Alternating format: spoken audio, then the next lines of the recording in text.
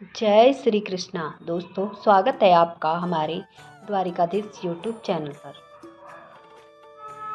दोस्तों, रोज़ रात को सोने से पहले बोलना चाहिए यह दो शब्द जीवन की सभी समस्याओं को दूर कर देंगे। दोस्तों, इस प्राचीन कथा के माध्यम से मैं आपको बताऊंगी कि रोज़ रात को सोने से पहले कौन से दो शब्द बोलने चाहिए, इन शब्दों का इतना महत्व क्यों है और यह दो शब्द बोलने से कौन से फल मनुष्य को प्राप्त होते हैं।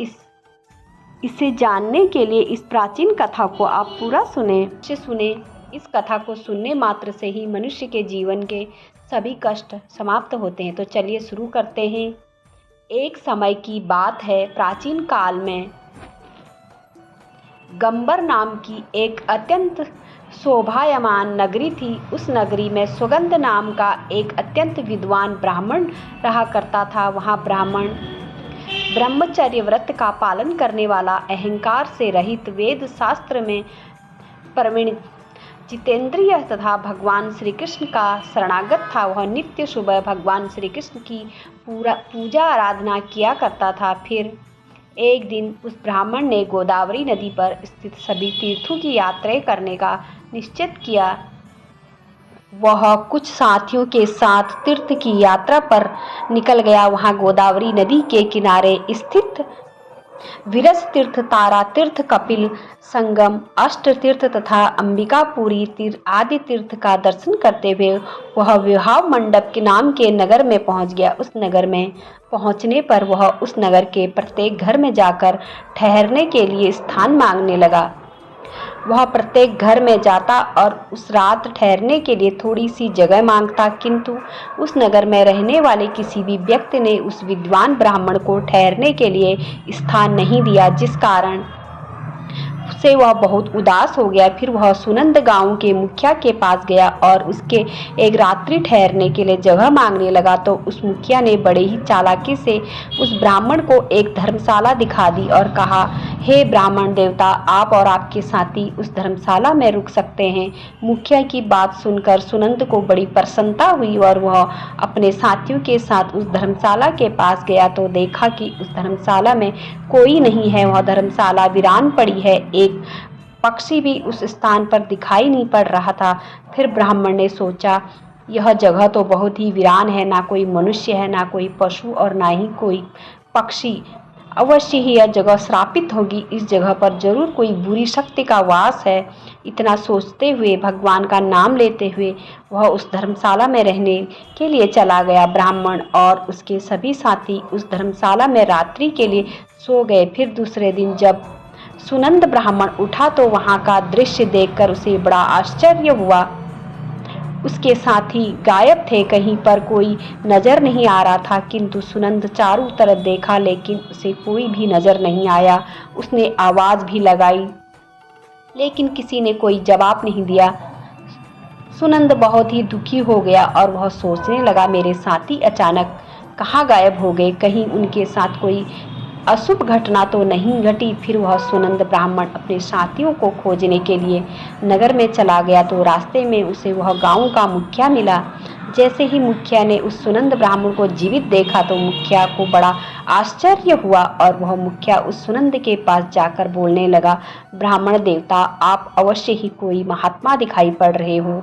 आप दीर्घ आयु और मनुष्य में सर्वश्रेष्ठ कोई पवित्र आत्मा हो। ब्राह्मण अकेला ही उस धर्मशाला से जीवित बाहर आया था, जिस कारण से ये मुखिया को लगा यह अवश्य कोई महान व्यक्ति है।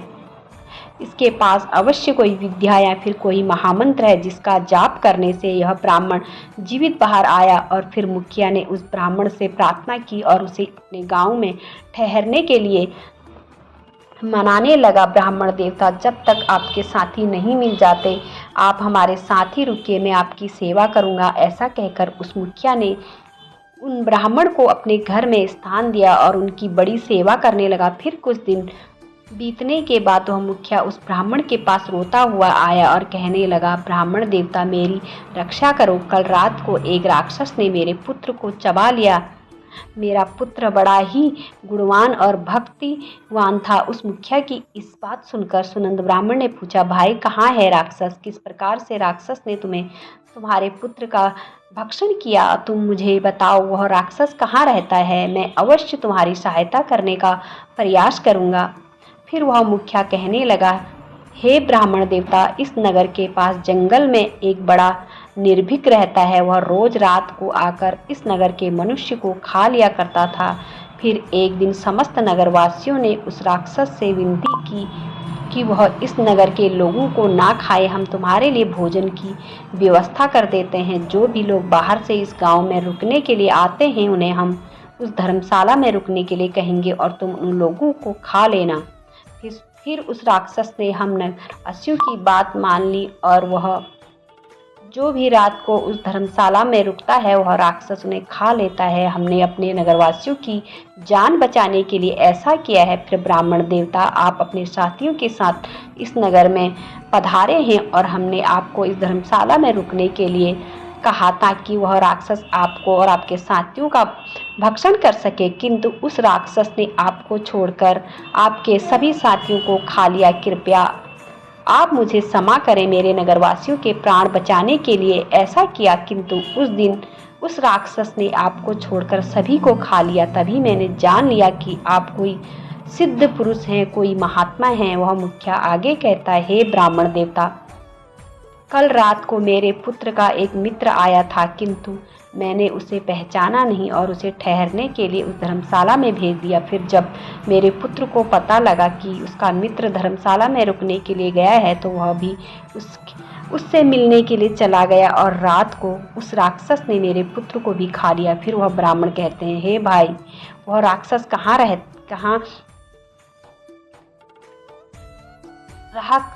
रहता है, तुम मुझे उसके पास लेकर चलो। मैं उस राक्षस से कहकर तुम्हारे पुत्र को लौटाने के लिए कहूँगा। फिर वह मुखिया उस ब्राह्मण को लेकर उस जंगल में चले जाते हैं जहाँ पर वह भयंकर दुष्ट राक्षस रहता था। उस राक्षस के पास आने पर वह मुखिया रोता हुआ उस राक्षस से कहने लगता है, हे दुष्ट राक्षस, तुमने मेरे पुत्र को क्यों खा लिया? मेरे पुत्र को अब वापस लौटा दो। फिर वह राक्षस कहने लगा, मनुष्य, तुम्हारा पुत्र भी उस धर्मशाला में था, इसलिए वह भी अन्य लोगों के साथ मेरा ग्रास बन गया। मैंने अनजाने में ही तुम्हारे पुत्र का भक्षण कर लिया। अब तुम्हारा पुत्र मेरे पेट में है। अब मैं तुम्हें वापस नहीं लौटा सकता जब तुम अपने पुत्र की मुक्ति के लिए उपाय करो। फिर वह मुखिया कहता है, हे राक्षस, अब तुम ही बताओ, मैं अपने पुत्र की मुक्ति के लिए क्या उपाय करूं? उसका मृत शरीर भी मेरे पास नहीं है, तुमने उसे चबा लिया। मैं अपने पुत्र के शरीर को कैसे प्राप्त करूं? फिर वह राक्षस कहने लगता है, इसके लिए मैं तुम्हें उपाय बताता हूँ। इस नगर में एक ब्राह्मण देवता आए हैं। उस रात्रि में वह एक मंत्र का जाप कर रहे थे, जिस कारण मैं उन्हें खा नहीं सका। यदि यह ब्राह्मण देवता आकर उस मंत्र का जाप करके मेरे ऊपर जल छिड़क दे तो मुझे इस राक्षस के शरीर से मुक्ति मिल जाएगी और तुम्हारे पुत्र का शरीर भी मैं तुम्हें मिल जाएगा। तब उस मुखिया के साथ खड़ा हुआ सुनंद ब्राह्मण कहने लगा, हे राक्षस, वह ब्राह्मण मैं ही हूँ, इसको तुमने उस रात नहीं खाया। तब वह राक्षस उस सुनंद ब्राह्मण की तरफ देखता है और उन्हें प्रणाम करते हुए कहने लगता है, हे ब्राह्मण देवता, आपके दर्शन करके मैं धन्य हुआ। कृपया आप मुझे इस श्राप से मुक्ति दिलाओ। मैंने इस राक्षस का शरीर धारण करके बहुत पाप किए हैं।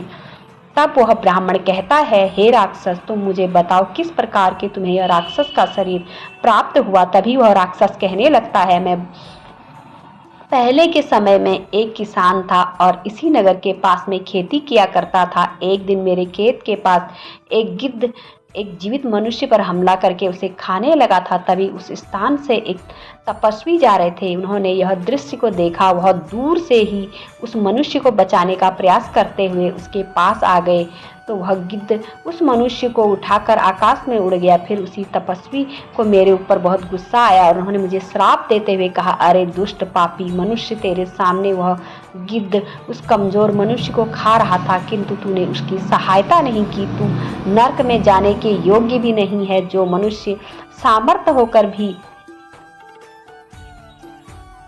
या भयभीत लोगों को कष्ट देकर उनकी सहायता नहीं करता, उसे यमदूत कभी कुंभी पार्क नरक में गिराते हैं। जो शक्तिशाली होकर भी चोर आदि के चुंगल में फंसे हुए मनुष्य को नहीं छुड़ाता, वह नरक में पड़ता है और दूसरे जन्म में भेड़िया बनता है। जो राक्षस, भूत, बेताल आदि के द्वारा घायल हुए मनुष्य की सहायता नहीं करता, उसे हत्या का ही पाप लगता है। अरे दुष्ट, तू उस मनुष्य की मदद कर सकता था किंतु तुमने नहीं की, इसलिए तुम भी महापापी। इसलिए मैं तुम्हें श्राप देता हूँ कि तुम राक्षस बन जाओ। उस तपस्वी के द्वारा मुझे श्राप दिए जाने पर मैं बहुत घबरा गया और मैंने तपस्वी से क्षमायाचना की और मैंने कहा, तपस्वी महाराज, मेरा ध्यान खेत की रक्षा करने में था, इसलिए मेरा ध्यान उस गिद्ध पर नहीं था। मैंने जानबूझकर ऐसा नहीं किया, कृपया मुझे क्षमा करें। तब उस तपस्वी ने मुझे क्षमा कर दिया और कहा, जब कोई सिद्ध ब्राह्मण मंत्र का जाप करके तुम्हारे ऊपर जल छिड़क देगा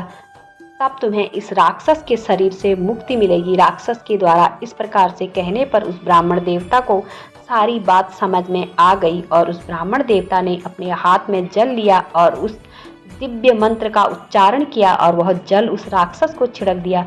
शरीर पर जल पड़ते ही वह राक्षस जमीन पर गिर पड़ा और उसका शरीर उसी क्षण नष्ट हो गया और उसके अंदर से सभी मृत लोगों का शरीर बाहर पड़ा। उस मुखिया बेटे का भी शरीर था।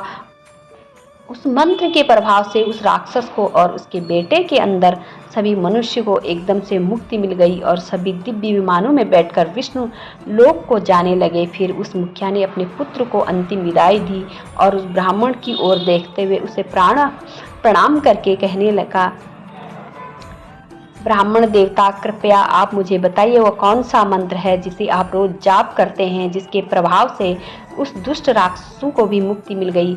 फिर वह ब्राह्मण कहने लगता है, भाई, यह मंत्र मुझे मेरे गुरुदेव के द्वारा प्राप्त हुआ है। जो भी मनुष्य रोज रात को सोने से पहले इस मंत्र का उच्चारण करता है उसे किसी चीज का भय नहीं रहता है, उसके सभी कष्ट समाप्त हो जाते हैं। भूत प्रेत, राक्षस, चुड़ैल, पिशाच आदि बुरी शक्तियां पास भी नहीं आती। वह मंत्र इस प्रकार है, हर हर मुकंदे। मैं रोज रात को सोने से पहले इस मंत्र का उच्चारण करता हूँ। इस मंत्र के उच्चारण से मन को शांति मिलती है, मन से हर प्रकार का नष्ट होता है, जीवन की सभी समस्याएं समाप्त हो जाती हैं। जो भी मनुष्य सोने से पहले रोज रात को इस मंत्र का उच्चारण करता है उसे सुख, समृद्धि और धन संपत्ति प्राप्त होती है। जो भी उसकी कामना होती है वह पूर्ण हो जाती है। इस मंत्र को सुन लेने मात्र से ही मनुष्य के पाप नष्ट हो जाते हैं। इसका जाप करने से जन्म जन्म का पाप नष्ट हो जाते हैं। इस प्रकार से उस ब्राह्मण ने उस मुखिया को यह चमत्कारी मंत्र बताया और फिर वह मुखिया रोज उस मंत्र का जाप करने लगा। तो दोस्तों, इस प्रकार से यह शक्तिशाली मंत्र के उच्चारण से ब्राह्मण को वह राक्षस भी खा न सका। इस मंत्र के प्रभाव से उस राक्षस को भी मुक्ति मिल गई। इसके लिए आप भी सोने से पहले इस मंत्र का उच्चारण अवश्य करें और साथ में यह भी बताएं कि आपको यह हमारी कथा कैसी लगी। अगर हमारी कथा अच्छी लगी तो हमारे चैनल को सब्सक्राइब कीजिएगा, कमेंट कीजिएगा और बोलते रहिए जय श्री कृष्णा, जय श्री कृष्णा। धन्यवाद।